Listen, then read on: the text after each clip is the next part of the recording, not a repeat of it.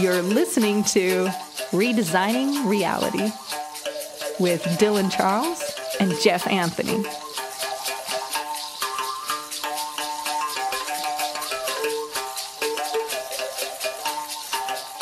All right, people. This is Redesigning Reality. Another day in the life of Jeff and Dylan. I'm Dylan. That's Jeff. What's up, Jeff? Doing good. Snow day today, dude. Like, wow. Snow everywhere. Our first snow since we've moved from Costa Rica. Talk about extremes, right? It's funny because I saw pictures of it, man. It's like 1.5 inches of snow, and it's already melting. And I'm like, pussies. Get some real snow out there. Right. Yeah, we had here in Nashville, we had 11 inches of snow in December. And that was like somewhere in the top 15 snowfalls of all time. That's pretty wild. Yeah, it's global warming, man. Yeah, I think we have a 50-degree difference in temperature today from my side to your side of the country. It's crazy. Yeah. It is crazy. Here we are. We're doing this show. We like to talk about life and living a good life. And it has occurred to me that maybe it's just my disposition a little bit. I have a tendency to not be afraid to look at the dark stuff. Like it doesn't bother me to stare into the abyss. And so I was kind of reviewing some of our episodes recently and thought, that vibe is kind of dense in some of these. Spiritual warfare, death as an advisor, fear porn. Right. And so I thought maybe we could honor the golden light, Mr. Jeff. What do you know about that? For sure, and I would agree with you, and it's I've always been the same way. You know that. I think one of the coolest compliments I ever got was kind of like an offhanded thing when somebody I was doing some shamanic work with was like, I don't understand you because you're like this weird balance of dark and light. And I was like, hey, thanks. And they were like, I don't know if I meant that as a compliment. And I was like, no, but it is, because you got to be able to balance these two things in order to be a self-actualized, complete person. We live in a world of duality. A lot of people say we don't, but we do. We have night and day, and we have dark and light. And, the only way you can know when you're casting your light is when you've been through the darkness, right? So, but I'm in total agreement, dude. I love talking about the positive side. Oh, and we're gonna get there.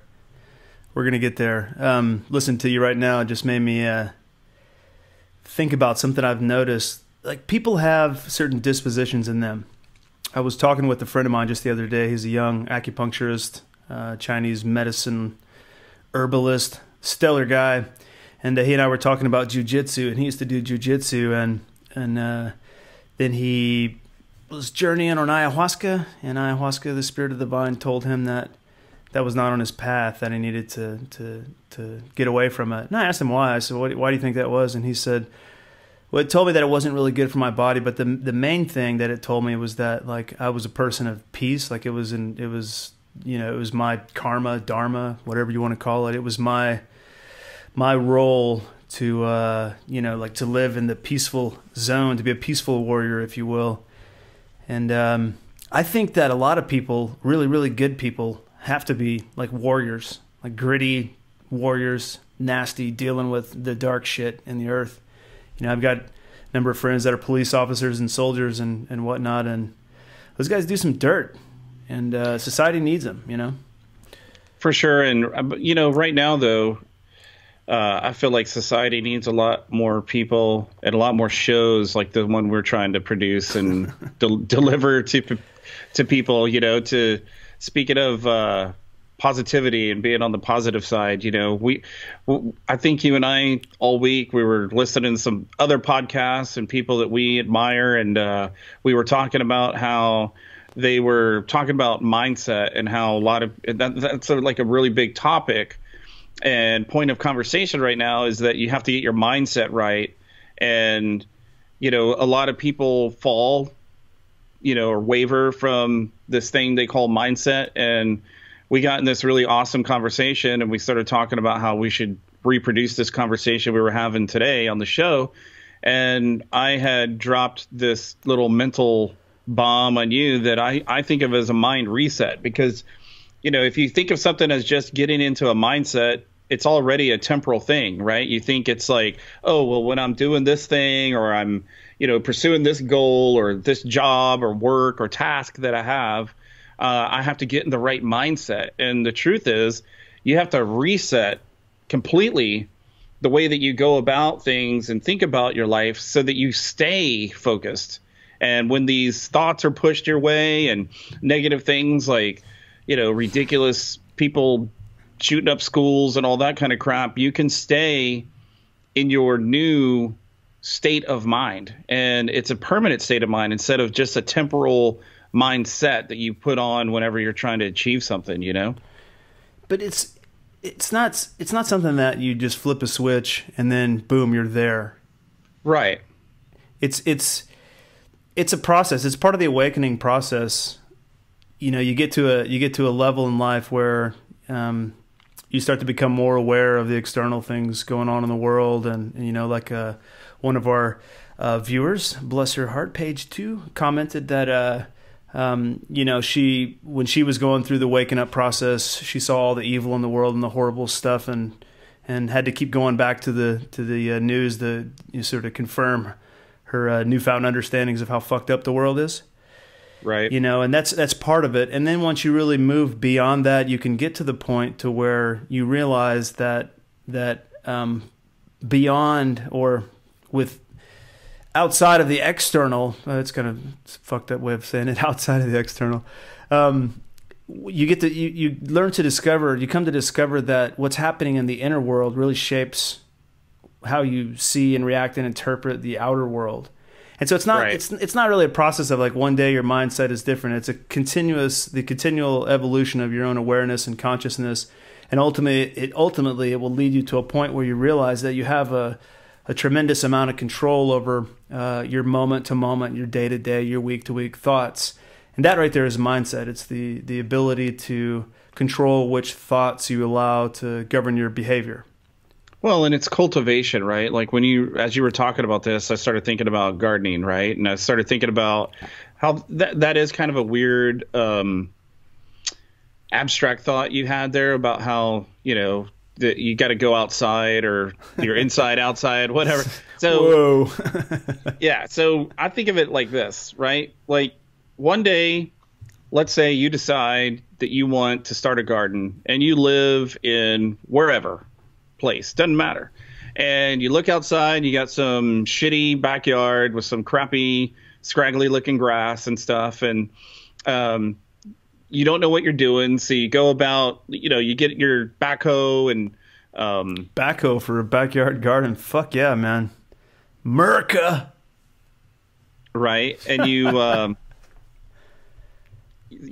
start to clear the weeds and the grass, and then, you know, you buy some seeds at whatever, you know, garden center, and you plant it, and the shit dies, dude. Like, it starts to grow, but then you forget to freaking water it. You don't put the fertilizer in, and your soil's shitty, and it doesn't work out, right? Because you weren't committed. So then you have to go back and realize, okay, I had this good intention.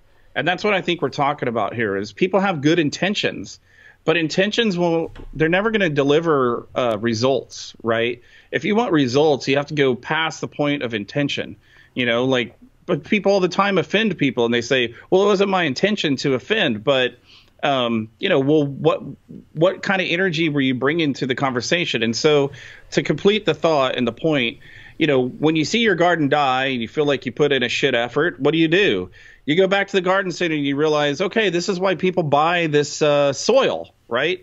Because I can, in this same world, in this same reality that I'm in right now, I can bring in better nutrients. I can bring in better soil. I can bring in fertilizer, and I can cultivate this garden and get the result that I want, because I don't just have an intention of growing food. Now I'm invested in growing food, right? Because now I have several $100s and many, many hours of digging and replenishing, and I'm invested in this thing, and I want to see it to fruition. And dude, you know this, nothing tastes better. Go buy a fucking cucumber. from the grocery store and then grow your own and eat them side by side, dude. It's night and day. Tomatoes, bro. I love growing good tomatoes. Man, nothing beats a good homegrown tomato. Dude, bananas and papayas in Costa Rica. Remember that, dude? The ones that grew at your house were the bomb, Yeah, I do. I was kind of like, you were talking about cultivation. It kind of just reminded me of my work at the blog. It's curation, right? You're curating your thoughts. And I don't think that we really have, it's not something that we really are taught growing up. I mean, maybe it's up to the parents or what have you, but it's not, people don't really have a clear understanding of how the mind works in relation to the subconscious mind, in relation to behaviors, habits, emotional triggers and whatnot. So it's kind of like when you get to that stage where you realize that life isn't what you want it to be, then that's the best place to start, is to really suss out and see what's happening inside of your own mind. And I remember doing that 15 something years ago when I was really going through the shitstorm and figuring out what the fuck is going on. And I could look into my mind, and it was a morass. It was just toxic stuff. Yeah. Nowadays, when I look through my mind, it's like I can feel these subtle emotions bubbling up from my subconscious, and it's always something that's related, like it's familiar, right? Right. Like you have familiar patterns that you've developed, and that you maybe have like learned as a child or whatever in your subconscious mind. And so, I have these patterns in there, right? So like, for example, and I know that a lot of people do this too, that sort of competitive feeling when you look at somebody else and you evaluate if you look at somebody who appears to be successful on the outside, maybe they have a good presentation or drive a nice car or fancy clothes or whatever it is. But their update on their Facebook profile. Sure, yeah, Instagram, Facebook, whatever, But like, I think it's very common for people to like the subconscious mind tells them to look at other people who are doing well or who are perceived to be doing well as a competitive thing, and like those patterns of resentment, jealousy, bitterness, and all that kind of stuff. Right. Are it's really like an autopilot situation. The brain does so much on autopilot. So many of the things that trigger our emotions and whatnot are just, we're not thinking about what's happening. We're just and the thing is too, the material doesn't matter, right? And it's funny, right? When you think about science and matter, we're looking at this chunk of matter. That's a material thing. And does it really have any significance at all in that person's life? I mean, dude, all the time we hear about these extremely successful, extremely wealthy actors and athletes and stuff, and they're offing themselves, dude, because the matter that matters, this brain matter, the batter that matters up in there is toxic, bro.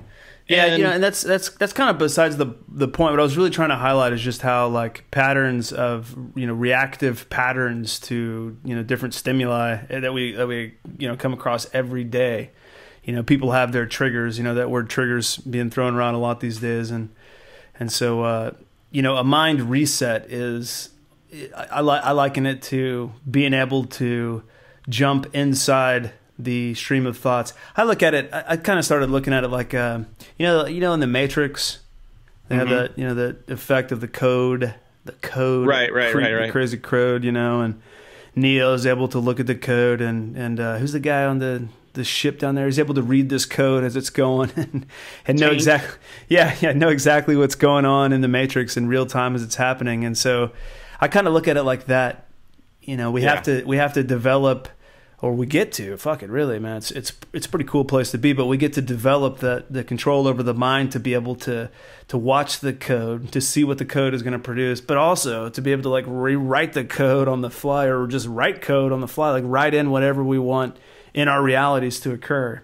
Right. And, when you were saying the thing about, that your mind space becomes this like kind of flow, this like warm, familiar thing, I thought of this other like analogy. It's like getting it. Okay, so it's like getting in a jacuzzi. Everybody's gotten in a jacuzzi, and sometimes it's like lukewarm, and it's like, it's okay.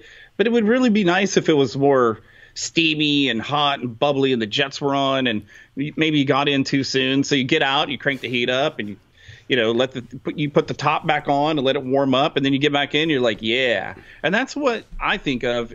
I mean, that's the way my mental space has become. It's become like, hey, I can jump back in there, and sometimes it's still lukewarm and it's got the positivity there, but it's not right in that comfort zone of where I want to be. So that's the reset, right?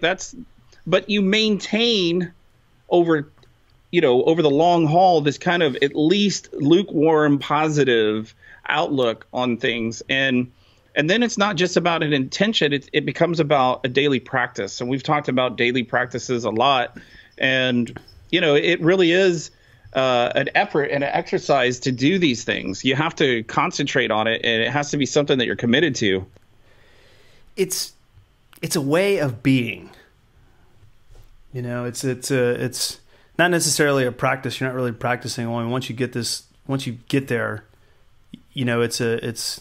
that's the way you are. That's the way you prefer to be. You prefer to be in control of your thoughts. You prefer to be the thinker of your thoughts and not let your thoughts run away with you. Though, it's interesting because I don't think a lot of people. Let me put it to you like this: it took me a long time to really understand this and like experience this in my own personal growth. And once I finally got it, the whole game changed. Like everything changed. And I can't really put my finger on it and say exactly what it was that made me understand it or internalize it, but at some point, like everything just shifted, and I totally was able to see that I am the generator of my thoughts, and the thoughts that I allow myself to indulge in or choose to indulge in really do shape the world that I'm creating, constantly designing for myself, or redesigning. I dropped that. I dropped that just so you could say that. I knew it, man. I left the door open. Jeff, come on in through the door, buddy, with your promotional. It is funny that you say that, though, because I think it's supposed to be that way. The whole idea of you don't remember the exact thing, because here's why I believe it's supposed to be that way. Okay, in my experience, it's because when you're sharing your experience of personal growth and development with others, like we're doing right here on this show, you can't tell them the exact thing because their reality and their experience is completely different than yours. So the thing that's going to tip them is going to be something different than yours. And a lot of people in the world today are so analytical and so focused on, hey, what's the answer? What's the thing I need to do? What's the cure for this thing? Is it ayahuasca? Is it iboga? Is it shamanism? Is it meditation? Is it yoga? Is it acupuncture? You know what I'm saying? And so to me, it's always been really relevant and extremely cool that every shaman, every healer, every person that I've talked to has the same kind of testimony that they don't know the exact day. It wasn't like they went and flipped a switch and everything just changed in their life, but it was a progression of cultivation, like we were talking about. It's a process of evolution. Right. And I don't think that, if Darwin can go back and space out and zoom out on time and watch, a million years of evolution, within a few minutes of a movie reel, like you might be able to see it, but you take any human lifespan out of that same million years, and you're not going to see, the fish developing legs or the water newts turning amphibious and you're not going to see any of that stuff happening because it's just happening. It's slowly evolving. And so, sure, someday maybe you'll wake up and be like, holy shit, I've got control over my mind. It's a big deal. It's a big deal, man. I think a lot of it, though, too, man, is I think that we're like our evolution as individuals is highly dependent on tribe. So it like the people and the ideas that we associate with and the people that we bring into our lives, the people that we seek guidance from, the people that we turn to for insight, like all of that stuff has a really potent effect on someone's personal evolution. Absolutely. And I think, this is yet again stuff that you and I have talked about and listened to other people talk about. The whole you are what you hang with. If you don't like where you are in your life, do some self-assessment, see what kind of people you're hanging out with, see what the mindset of those people are, and then evaluate the situation. Are you going to progress beyond where you are now with the type of friends that you have now? And I'm not saying get rid of your friends at all. I'm saying maybe go out there and put yourself in some new experiences, some uncomfortable situations, get out of your comfort zone, and the people that are, maybe reinforcing some of the negativity in your life, and trying to bring in other people to your circle. They may have an influence on you, then you can start having an influence on your friends. I never advocate getting rid of your friends necessarily, but some of them gotta go though, man. Well, sometimes it is a systematic thing that happens, dude. People fall off, and that's part of life. Like, we know, I don't talk to the 30 kids that I was in kindergarten with, Yeah, but even still, man, I went through this leaving Austin, Texas, man. That was just, you get into these habits and routines with people, and you're just like, man, these motherfuckers are dragging me down. Yeah. So I mean, yeah. So sometimes you got to throw shit overboard and just keep the ship afloat, But man, let me ask you a question. Do you ever have conversations with the universe? Do you ever talk directly to the universe? That's a loaded question. I guess a lot of people have a different definition of what the universe is, but I have conversations with things that are not material, for sure. You call them angels, you could call them guides, you could call them spirits, whatever. I mean, there's a lot of different names for them, but I feel like all these things are part of our universe, right? So I'd have to ultimately answer yes to that question, I guess. A long answer, yes. Yeah, I guess I'm kind of just thinking about how do we construct our reality? How do we get out of life what we want out of life? We do have to design our realities as we go, and it has to do with the brain and consciousness, conscious thought. I mean, your word is your wand, as I've heard some mystics and whatnot say. Like, your word is the magic wand that you use to create the life for yourself. Yeah. And putting all the pieces together. Sometimes I find it really helpful just to look up in the sky and just be like, yo, I need this guidance here. I need this assistance here. My brain isn't working the way it should be, man.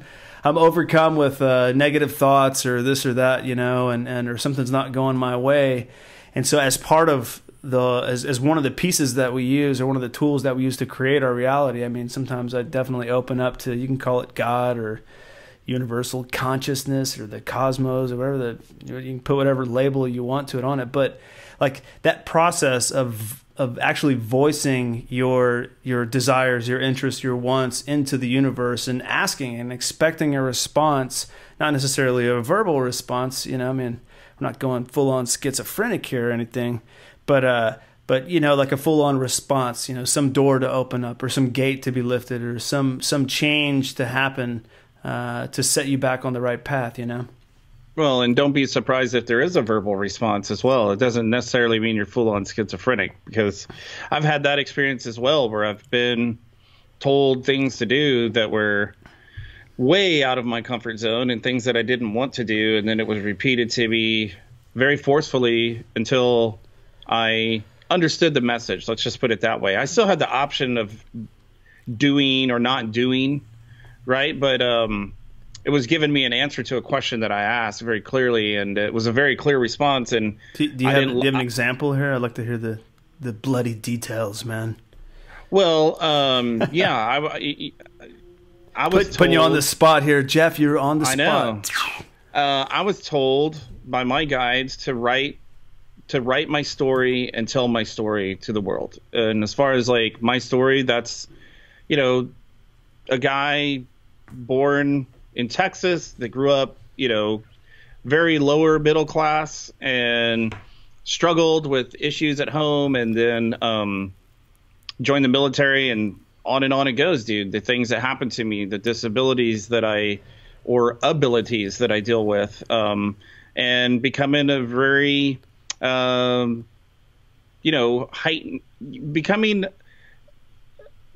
and evolving into a more heightened sense of awareness and spirituality. Right. And wasn't something that it was always something that I was proud of for myself personally, but I didn't know, you know how it is, dude. You don't know how it's going to be received by others, and if people are going to think you're fucking crazy and wackadoo, and you know, or say call bullshit. Oh, that didn't happen, you know. And but you've seen these things happen. You know, I can't help it if, you know, things appear to me and tell me things about people, and then I say them to them. It's when the tears flow from their eyes and they realize that I have some connection to some truth that they don't understand.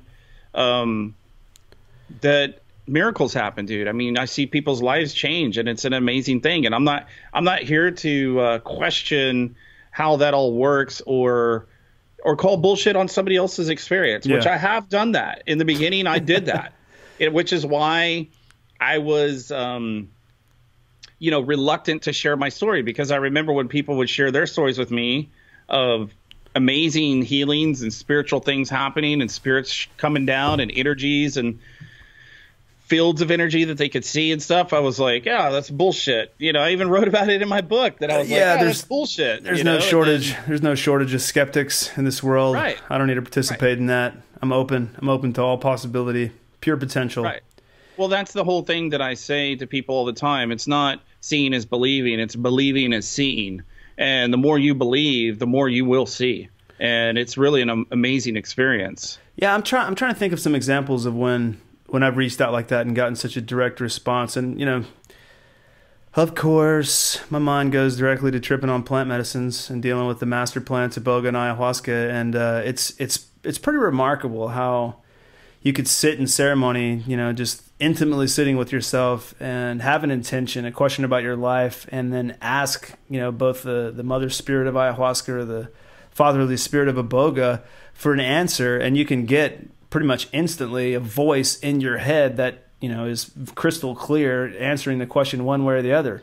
You know, iboga especially, sometimes ayahuasca can be a little bit, I don't want to say chaotic, a little bit abstract is the right word, I think.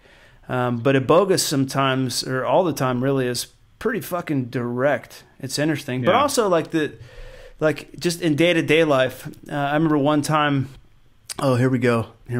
Chihuahua life. One time in Costa Rica, you know, we had this little Chihuahua, and she got out of the house and hauled ass somewhere, and we couldn't find her. You know, an hour goes by, 2 hours, 3 hours. Kids are freaking out, crying. Got the whole neighborhood looking for the dog and can't find her. And, you know, 7-8 hours later, she's still missing, and we're all heartbroken. The kids go to bed crying, and it's just terrible. It's like the worst. It's like losing a child. I know it might sound dramatic to those who don't own Chihuahuas, but if you have Chihuahuas and kids who love your Chihuahuas, maybe you can get it. Anyways, everybody goes to bed. It's like 10:30 at night. Saddest day ever. I walk out, look up at the sky, and I'm like, hey, listen here, YOUniverse. Dude, do me a solid, you know, not to cheapen it. I need that little turd dog back. Yeah, we need the dog back, you know, and I explained my situation. I said, hey, look, you know, we're good, loving people with good intentions, and we're joyful, happy people, and you know, we accept whatever's coming to us, whatever pitfalls, whatever, you know, travails or whatever comes our way, but in all honesty, Mr. YOUniverse, I really would prefer not to deal with you know, this like the sense of loss here. Can you do something about this for me? I mean, looking up at the stars and when you're sincere about what you want in life from the universe or God or whatever it is, you can feel it. I mean, it's a heart vibration. It comes from somewhere deep within. And looking up and saying, hey, you know, can you work this out favorably for us? Because I know I've got my trials coming, and I just would prefer if it's not this today. Right. I go back in, I lay down in bed. 7 minutes later, literally 7 minutes later, the phone rings. This is after like 8 hours of looking, the phone rings. It's one of the neighbors. Hola, ¿cómo está? ¿Quién es? I'm like, yeah, Dylan, ¿qué pasa? Yo tengo un perrito. Oh, okay, you have a little dog. Okay, excellent. Yeah, I'll be there in 2 minutes. And the dog literally materializes after a conversation with request, YOUniverse. If you will. Yeah. You know, a service request. I send in my service ticket. Hello, YOUniverse. Fix the tires, check the oil, and bring the Chihuahua back, por favor. Well, it's funny, dude, because as you're talking about all that, I've had the same experience. You know that we have a little tiny Chihuahua as well. I call him 4 pounds of rage and fury. and because he's like the nicest little dude ever. But yeah, he's a little long hair, little foxy looking little dude. And as you well know, in Costa Rica, they have this horrible tick disease called Ehrlichia, and your dog dies, man, the majority of the time when they get this thing. And we woke up one morning and, you know, not to be too graphic, but there was blood coming out of places it wasn't supposed to be coming out of on this dog. Thanks, bro. That's really sweet. And he's like just laying there like lifeless and like kind of like at the end of his days. I was like, no way, this is not happening. And I woke Erin up and she freaking out, crying, and she's like, you're not taken to school, you go straight to the vet. Yeah. And I did, and the vet was like, yo, dude, this is not good. Not looking good. He's a 4-pound dog, and he's bleeding in the wrong end, dude. Okay, man. All right, we got that. So anyway, I leave him there, and immediately the same thing, dude. I remember just like you said, dude, just talking to the universe, just talking to whatever you want to call it, the isness of the ofness, you know, and looking up into the sky and being like, man, we've been through it here, dude. Like, we've had other dogs die of this, and it's been hard, but this is our little partner, dude. Like, he came with us from Austin. This dog is more worldly traveled than a lot of human beings, and he's just very special, right? And dude, I remember I went back. I called like every hour, dude. I was calling the vet, like, how's he doing? He's like, is he actually doing okay? We gave him an IV. He's looking. He still won't stand up, you know, but you know he's laying down on his all fours like this, like with his head up, and he's not on his side all freaking about to die. And I'm like, oh, cool, yeah, you know. And so then anyway, the school day ends, and I pick up my son, and we go over there around 4 o'clock, right before they're going to close. And as soon as we walk in, dude, the vet has Oni with him, like laying on this hot water bottle that they kept refilling all day to keep him warm because he was all shivering and crazy. And dude, as soon as we walked in, he like jumps up, he starts wagging his tail, he's like, Daddy! And Dagan ran up to him, dude, started kissing on him, and the vet was like, I'd really like to keep him here. And it was a Friday, I remember, and he's like, I'd like to keep him here over the weekend. And I was like, it ain't happening, bro. The dog needs love. He needs to be with us. You know, there's nothing you can do. There's no cure. So let us just take him home, and we'll nurture him. And yeah, dude, here he is still. I mean, y'all farting around, jingling. I just heard his little bell tinking and just now on the show. So freaking chihuahuas. Yeah, I have my wife generally take the chihuahua to the house nowadays when we record. If you go back to some of our previous episodes, you'll get to experience the splendors of barking chihuahuas scratching at the door and freaking out when the kids get home. But kind of where I'm going with this is that the process of creating reality, the process of like designing a cool life for yourself or achieving your goals or your dreams or fill in the blank, right? Like it's a conversation with those deeper parts of yourself that ultimately, you know, transcends the self into the universe. You know, I'm thinking about a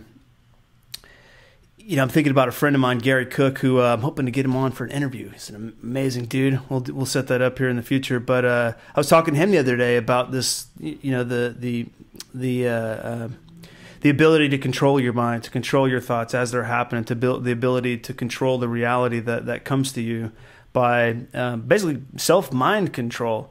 And he told me this cool story about how some of the people he was working with, they were in Costa Rica and took a cab to the beach and came back, and one of them left their purse in the cab, and so that night they were freaking out and you know, like, oh, my passports are gonna be gone and blah blah blah, and this sucks. We don't know how to get a hold of the cab driver. It's all our shit's gone. And Gary's like looking at them and he's like, stop, just fucking stop right now. Just stop. Think about what you're creating with your mind. And they're like, what? And he's like, look. He's like, you have a choice right now. You don't know where the purse is. You don't know anything that's going on. But you have a choice of what's going to happen in the future depending on, you know, how you think about this. So let's think about it differently. Let's think about it. Maybe the purse is going to turn up in this way or that way. Or we see it happening this way or that way. Sure as shit, man. They go to the airport the next day to drop somebody off or something. And in the row of taxis, you know, at the Liberia airport in Costa Rica, there's that row of taxis that are always there. And they see the same cab driver. Now, it's pretty rare that you would see the same cab driver, but even more rare that you would go up to the cab, open the back, and the girl's purse a day later would still be sitting in the back of the cab, untouched. In the exact same spot, yeah. In the exact same spot. And like, you know, the cab driver didn't even notice it. Nobody took it. It's just basically sitting there waiting for these people to find it. You know, so we play these games, man, with the universe. It's a super valuable thing to learn and understand. And I think the earlier that people can get this in life, the more opportunity they have to really employ it to their advantage. But we play these games with the universe. It is a conversation. It's a conversation with the self, and it's you know, we get to ask for things, and the universe does provide. But it all depends on what we're doing in our head. It all depends on what we're allowing to take place in the mind. Right, because the universe exists inside of you, right? You're part of it too, and there's a very strong connection there. And, you know, to speak on it more, I'll tell you, dude, I remember being in high school, and I remember I had bad acne, and, you know, none of the girls that I liked would like me, and I lived in a small town without a lot of opportunities, and so, you know, it was what it was. You know, you're labeled as this certain thing, and that's all you are. And I remember thinking to myself, man, I can't wait to get out of this little freaking podunk town and go experience what life is going to bring me. But I remember looking up at the stars. I remember very clearly it was nighttime. And I remember I was depressed, dude. I was sad because it didn't feel good. The rejection and the feeling that nobody wants to be with you. And, you know, at that age, you know, 16, 17, you're looking for connection, right? You're looking for some, especially in my situation, where you're struggling with issues at home, like violent issues and things like this. And so I remember I remember looking up at the stars and telling the universe, I know somewhere out there under this same sky, there's a babe for me. There's somebody for me. And I remember putting in my request, dude, because I was very clear. Like, I was like, I like blonde hair. I like blue eyes.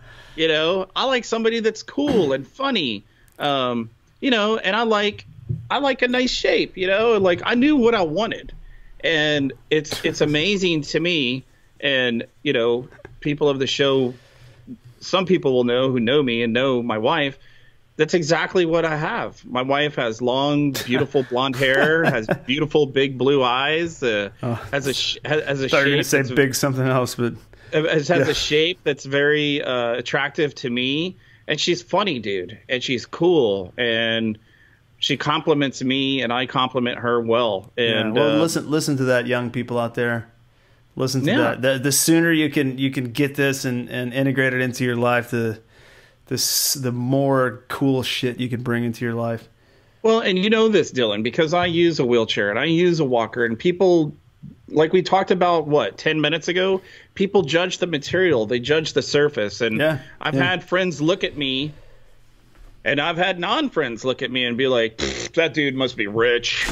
Look at his wife. He's in a wheelchair, whatever. And I've had people actually say that to me, like say things like, how does somebody like you get to be with somebody like her? And I'm like, I don't know, like a little bit of personality, be fun loving, you know, it's not all what you think, you know? So, but anyway, you know what I mean? And but you have to put a fat disability pension. I thought you were going to say a fat something else that started with a D. Hey man, we're leaving some, what do you call that? We're leaving some things up to the imagination out there today.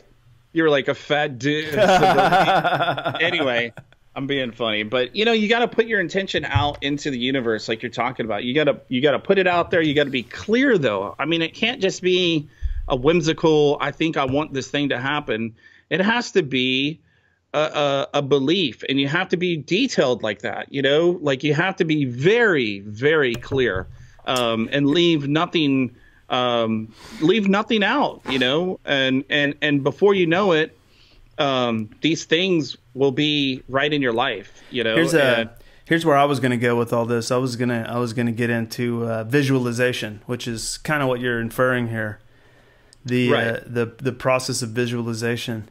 Man, it's so easy to discredit like the power that actually sitting down, closing your eyes, and seeing the future or seeing a situation, go in your favor, go the way you want it to. But I mean, it's one of those things that's, it's on the fringe of like, skeptics are, I'm not so sure. Some people say it's woo woo, but then the science is there. I mean, high level athletes, high level performers and all things, they do this. I mean,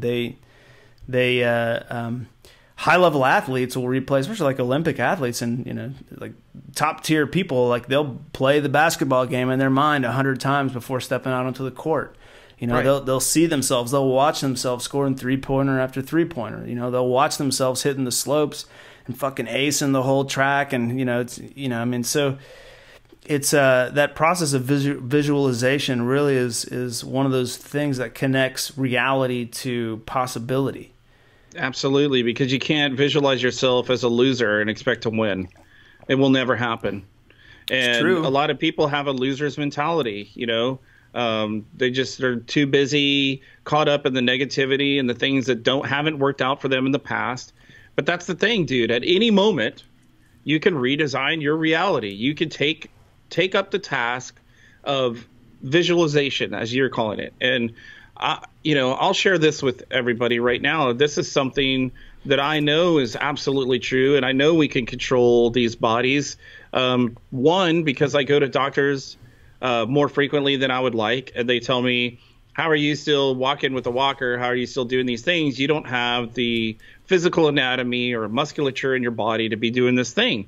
And I tell them, just like I tell everyone else, the spirit moves, man. And I believe in spirituality. I believe in my soul. I'm rooted in the seat of my soul, and it moves me around. And I do things every day that I'm not supposed to be able to do. But it's a choice, and I choose to do them. And the way I do it, and I'll share it with you right now, is I take it beyond visualization. Okay, so a practice that I share with my clients is a meditation that I developed on my own. And you take a situation that you would like to be in, right? I want to be successful. Okay. Whatever that what means. Is that? Yeah. What is, no, that's what I was about to say. What does that mean? What kind of success are you talking about? Are you talking financial success? Are you talking spiritual, physical? What success are you speaking of? Because you have to be very clear on these things, like I was saying. And so let's, for this example, let's use financial success, right? Because that's come up a lot. And so what I do is I have the person close their eyes and I guide them on a meditation that's not just visual, it's every sense, right? So I tell them, and I'm just going to go really quickly here because we don't have the time, but what was, okay, so you want to be successful, what would that look like? Right. So close your eyes, what does that look like? Right. Okay. What are you actually doing? What does it smell like? So I use all the senses. What does it smell like? And they're like, I don't understand. I'm like, well, what fragrances would you be able to purchase? What kind of food would you be eating if you were financially wealthy? What would your clothes smell like? What kind of stores would you be in? What kind of music would you listen to? What kind of concerts or orchestras would you go see, or operas? And then what does it feel like? Like, what do the clothes feel like? What does the car feel like? What is the texture of the leather? Yeah. And then what does it taste like? What are you eating? Right? If you're this financially successful person, and it becomes this full on experiential situation where it's way more than visualizing. And this is something that I do all the time, and it's something that has carried me through some really difficult situations when I was on my back and I couldn't get up and I had a shattered pelvis, and I started thinking, what would it look, feel, sound, and what am I going to go out there and touch when I can do this stuff again? And then I was up and doing it again before I knew it. It seems to me that what you're, to put a term on it, to label this or whatever, to qualify it, it seems to me that what you're talking about is actively reprogramming the subconscious mind. Right. I read somewhere recently that, and I don't know how you would do a study to determine this exactly, but something like, the scientists, whatever scientific bullshit, but scientists believe that the human mind takes in some 11 million bits of information every second or whatever. Yeah, second. And 10,900,000. all but 40 bits of that information are taken into your subconscious mind. The conscious mind is only aware of some 40 bits of information each second. And Right. so I think when you were talking earlier about people don't, you know, people thinking like losers, they can't expect anything else. But I think that people typically don't understand how to, or even the importance of programming the subconscious mind, deprogramming it and reprogramming it. And the process you're talking about here is like the complete, guide to reprogramming your subconscious mind. So from your subconscious mind, once you get in there and you've already created the feeling of what you're after, the subconscious mind doesn't know what's real and what's not real. And so you put that image into the subconscious mind intentionally, repeatedly, and then next thing you know, your thoughts change because your identity changes. The possibilities for who you can be changes. It gets modified as you're constantly telling the subconscious mind that reality is something other than what you're experiencing at the moment. Right. And like Dr. Bruce Lipton wrote a book about it. It's called The Biology of Belief. Right? Because you're absolutely right. The subconscious doesn't know that this thought isn't real. It's called pushing a thought, and people can push a thought all the way, dude. They do it all the time. People watch the news. They're just pushing thoughts, bro. You know, you can choose to buy into that reality or not, you know, and it's all malleable, and the brain is a very interesting tool that we have at our fingertips. But you know, are you going to use the tool? Like, there's people that have garages full of tools and they live in some crap house with a crap car because they don't work on anything, you know. So, but they got some nice tools on the wall and the pegboard there, you know. So, you know, a tool without an operator is useless. You know, it's not going to do anything. It's like having a Ferrari and not knowing how to drive. It's not going to be fast or anything. It's just something to look at. So, you know, we're all malleable and we can all do these things. And you're absolutely right. And the sooner people realize that, but you can't go, okay, let me preface the statement too with this. I'm sorry. You can't go into it being like, okay, I'm going to convince myself that this thing's happening, even though it's not. Well, that's bullshit, dude. Because then you're just feeding your subconscious exactly sarcasm, the sarcasm and the place that you are. And it kind of, the sad part about being in an anger loop or being in a negativity loop is, man, your mind wants that. Sadly, your conscious mind, when you do that, okay, I'm going to do this thing that fucking Jeff and Dylan said it's going to work. You're feeding your conscious mind the negativity that it craves, right? And that's another funny point that people have to realize. You can't. It's like going on a diet, right? It's weeks, dude, of time before you get over the craving for sugar and salt or whatever the fuck it is that you're into. And the same thing, dude, if you're a negative, downtrodden, angry person, your mind feeds on that anger. Your mind feeds on that negativity, and it wants it, just like your body wants sugar. And you got to starve that shit out, man. And you can't go in there sarcastically and it's like I was saying earlier, you can't go in with the loser's mentality and expect to win. It just doesn't work. Yeah, I mean, I think the mind and the subconscious mind, they sort of work on autopilot. You know, that can be seen in, you know, good example I heard in a really interesting podcast recently was, you know, what happens when you come up to a yellow light in your car? You're talking on the phone, you know, you get to an intersection, yellow light. Do you think, oh, there's a yellow light. What does that mean? What do I do? You know, do I speed up? Do I slow down? Do I take a right turn? No, you automatically know what you're supposed to do at a yellow light. And so, yeah, I mean, the mind, the negative mind creates negativity, but the positive mind automatically goes on autopilot to create positive situations and positive things. And I think like the main goal, the prize in life is to be happy, you know, however you quantify happiness. But the main prize is to be happy in every moment of every day. And it's totally possible. But it requires that curation, that cultivation of thought. Absolutely. And I'm, you know, to use myself as an example, you know, people all the time that don't know me and they get to know me and they meet me or somewhere and they're like, man, you're so positive. You're such a happy guy. And, you know, they meet me out in public. I'm using my wheelchair. They're like, how do you have such a positive attitude? And I'm like, man, my life is good. My life is great. I love. Have you seen my wife? Have you seen my children? Have you seen the things that I have manifested into my life? The realizations that I've had, and I'm not a millionaire, you know. And would I love to go out and play soccer and basketball and football and all that stuff with my kids and ride a bike again? Absolutely. But you know what I do know? If I do those things, my life's just going to be even that much more happy, that much better, right? But I can choose to have a miserable, shitty experience. You know that. You've seen me do it. But I can also choose to take extract the best juice out of the situation that I have.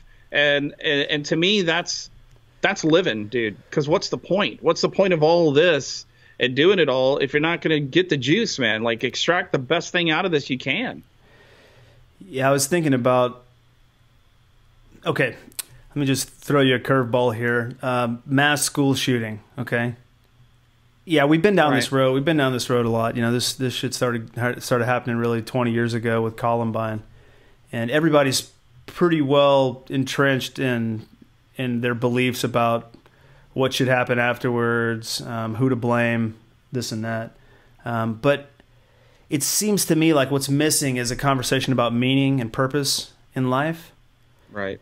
And I think that there's so many external influences. There's so many external pulls of our attention. There's so much of our energy is being pulled out of the mind and the body that we really aren't left with much of a chance to develop these, you know, these should be basic life skills. I mean, understanding how your life works or your mind works and being able to, you know, deliberately put your mind into play for your benefit. There's such little understanding of this. And I think those are the kind of skills that really give life meaning and stuff. And so I see all this crazy shit going on in the news because I'm kind of involved in the news in some ways. And I think, to me, it seems more important than ever to really seek meaning in life, and that can mean just, you know, looking for happiness, looking for, you know, love, looking for, you know, some sort of material prosperity, or even just good, proper self-expression. And I think a lot of that's missing from the conversation, man. Like we don't know what's going on other people's minds, but nobody's really talking about how to use their minds for positive ends.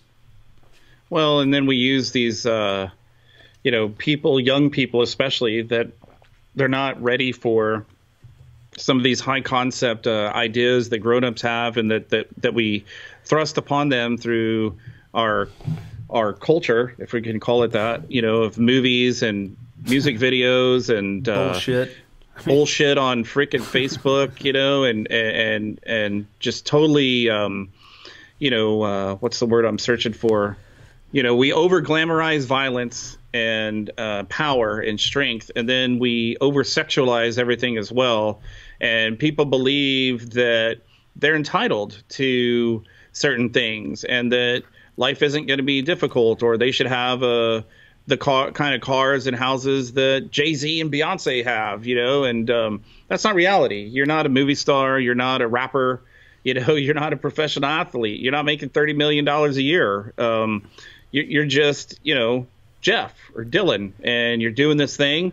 And, you know, I can tell you, would $30 million a year allow me to do more for my family and friends? Absolutely. Yeah. But would $30 million a year make it that I wouldn't have a walker or a wheelchair?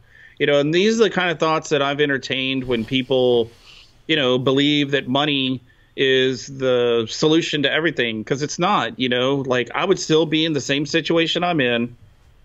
I'd still have to deal with the mental.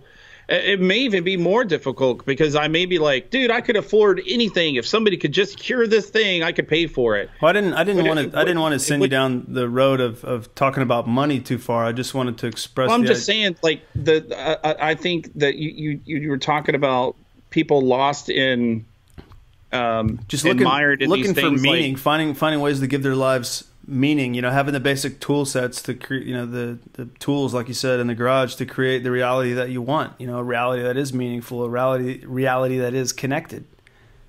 Well, but then, you brought up the school shooting thing, which is, it's devastating. It's sad. But that kid that went in there with that freaking gun and shot all those people, he thought he was giving his life meaning. He thought he was making that was his purpose.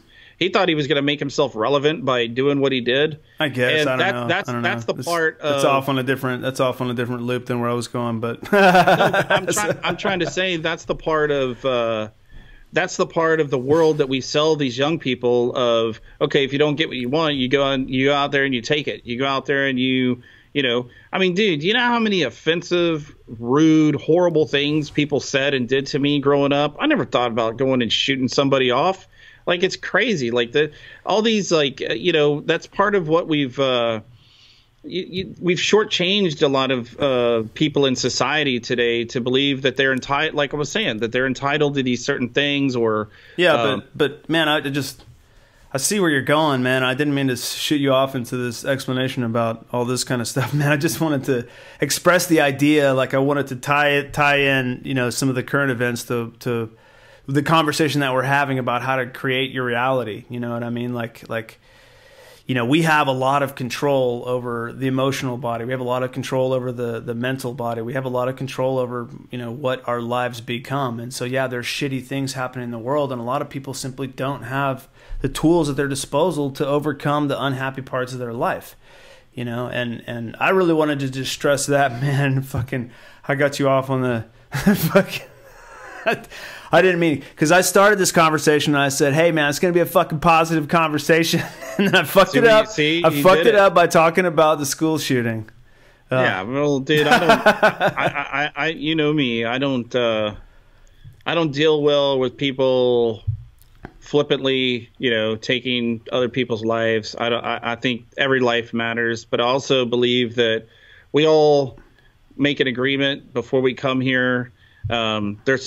There's some greater purpose behind all of this that maybe people can't understand and never will understand. But, in order for change to happen, we have to get squeezed. We've talked about that before. The biggest growth in my life has been in the last 20 years. I'm 43 years old. It's been the 22 years of dealing with a degenerative muscle disease, which has been and continues to be the most difficult thing I've ever dealt with. But it's also grown me far beyond places that I ever thought I would go. So hopefully this is, to spin a positive on your negative topic you brought up. Hopefully this pushes us into some positivity, that this changes things and, and something positive and good comes out of this, Maybe that was a bad example, bringing up the school shooting, but yeah, I mean, the point is that it's up to each of us. It's up to you, whoever's listening. It's up to you to create, meaning for your life. And I don't really feel the same way that Jeff does about the school shooter, thinking he was creating meaning for his life. I don't think that's exactly how it works, but it's up to every one of necessarily know what was in his head, but he felt insignificant. If you just follow the train of thought of people that are a little psychotic, they felt insignificant and they thought they would go out and do this act and that would make them more significant. That's all I meant by that. And I know what you meant. I'm just saying I didn't want to get too far deep into that. I mean, there's a lot of intangible stuff too. I mean, the guy was apparently on antidepressants and all this kind of stuff, and that shit really fucking does a lot of weird shit to you. But anyways, back to my point was that, like, we have a lot of control over what we create for ourselves. And so if you look out into society and you see all these fucked up things that Jeff is talking about and these fucked up things like the school shooter and stuff, man, to me that's a sign that people don't know how to use their own minds to create positive lives for themselves. They don't know how to redesign their reality, Jeff. There you go. Yeah. Finally dropped it. That's usually your job. And someday I'm gonna make a video clip. I'm gonna string together all of the redesigning reality drops from all the episodes and put them into continuous radio drop for the show. It'd be 100 of me and then one of you at the very end because you finally dropped it. But yes. Yeah, dude, I mean, I try to, I'm always, I try to stay out of that news cycle and that news loop, and you can see why, because I'm a deep thinker, dude, and I feel like, it's sad, that people are in the kind of situations that, they're seeking this one pill solution. They have some kind of illness, mental illness going on there, and that's really the work that I'm interested in is talking through all that, and that's what we're doing here on the show is talking through some of that shit, because there's plenty of it out there, man. Oh yeah, and my wishes are to heal the world. I know those are yours too, through iboga and ayahuasca, mine through shamanic practice and counseling, and the part of it that is the takeaway is that you can change your mental space. You can change your mindset. You can redesign your reality. Damn, that's three. It's 3 in 1 hour. Boom. But seriously, it takes an asserted effort. It takes getting beyond the anger, beyond the frustration, and beyond the wants, right? Like I want, me. It's not. This thing is about you, but it's way grander than that. Like we were talking about earlier, the universe exists inside of all of us. We're all a part of it. And we can reach out and express our intentions, right? But you have to be clear, like we were saying. You have to be clear, you have to be precise, and you have to be genuine. It can't be a flippant, sarcastic, let's see, I'm going to try this thing and let's see if it works. It's an evolution, and it's like the garden we were talking about earlier. It takes constant cultivation. You're going to have to pull a shitload of weeds, and get rid of those negative thoughts, and you also have to expect things to work out the way that you expect them to. Right. You might call that faith or what have you, but a simple word is expectancy. When you do something out that you put a thought, you expect it to be returned with the results that you're looking for, man. And that's really how we control the mental universe.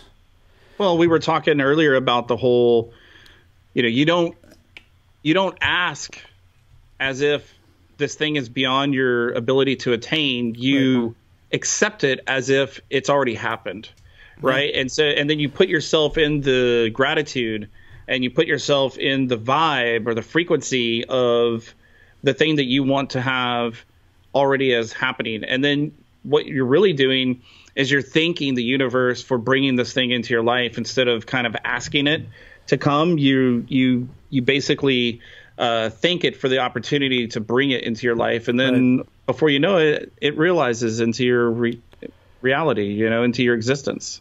Amen, my good brother. Let's wrap it up here.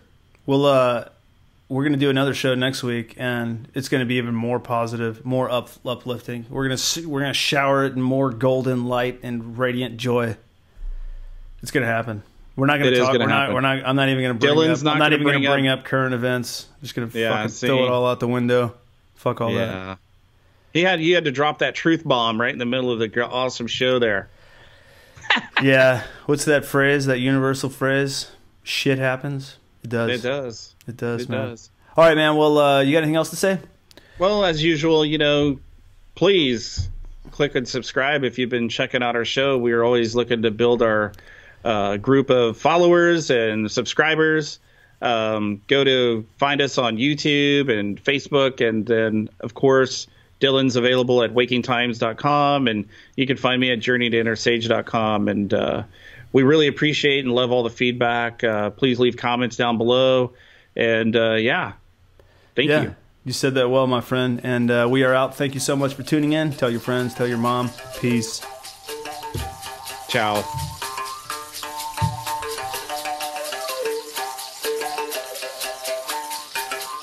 You've been listening to Redesigning Reality with Jeff Anthony and Dylan Charles.